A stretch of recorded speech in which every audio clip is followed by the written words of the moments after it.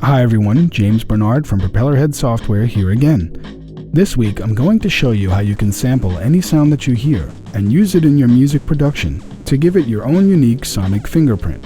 Now that we can both sample and edit samples in Reason, the options for sounds that we can create are unlimited.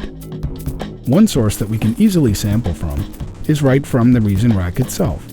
But with an external microphone and a little creativity, we can also turn just about any sound that we hear into a playable sample. Okay, first thing we need to do is set it up. There are two sources that you might be sampling from, either a microphone or a line or instrument like a guitar or bass input. If you're using a laptop that has an internal microphone, you can use that to sample, though the quality of the sample may suffer since that microphone is usually very sensitive and omnidirectional, which makes it extremely difficult to isolate a specific sound source. For certain samples, it might work just fine. The best thing to do is give it a listen and see what it sounds like. Now, before you connect anything, make sure that the sampling monitoring is off, especially when using the internal mic on a laptop. Otherwise, you will get very loud squealing feedback, which makes a pretty cool sample, by the way, but more on that later. I suggest using a pair of headphones to be monitoring the sample rather than listening back on either the laptop speakers or speakers in your studio. Now, connecting the input source to the sampling input is as simple as can be.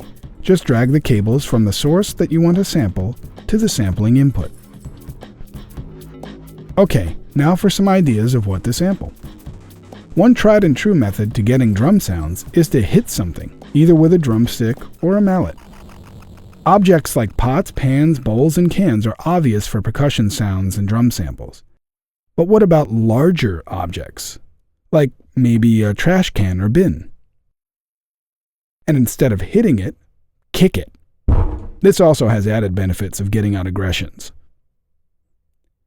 Try jingling keys for an interesting twist on a shaker-type sound. A bottle blow is always fun as well. If you're using an NNXT, remember that you can find the pitch of a sample and tune it so that you can play it chromatically across the keyboard by selecting the sample and choosing Set Root Notes from Pitch Detection in the Edit menu.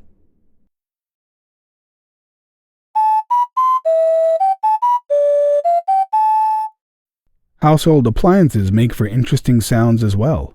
One of my favorites to sample is the vacuum cleaner.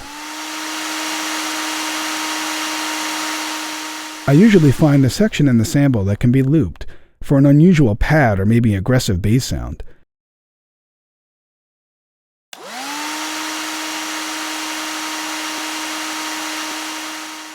You can even record it to an audio track, change the tempo to an extremely low value for extreme time stretching, and then sample that. Maybe you have some synths lying around in your studio that you want to sample, let's say like this Korg Monotron. Or maybe something like my Bug brand Board Weevil, which are kind of rare these days.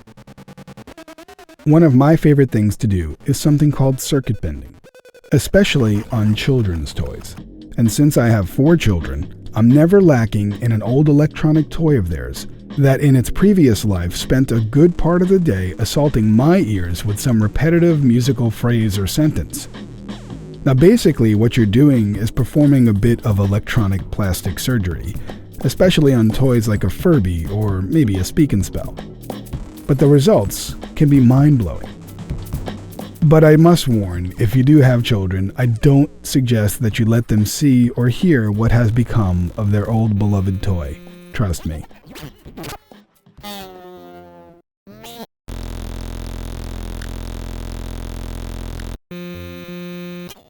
Another thing I like to experiment with is sampling feedback, like the example I mentioned before when you're using the internal mic on a laptop.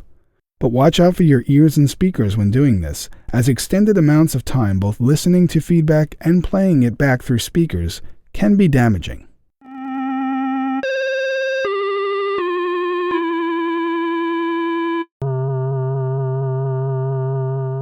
Another trick for an interesting sounding sample is to take the audio output of your audio interface from Reason and play it through a speaker or an amp, like my old cheesy National amp here, and then sample that using a microphone. By using some of these unusual and different sample sources, and any other ones you might think up, The tracks and music that you will create will have a very unique sound, since you are the only one that has these samples.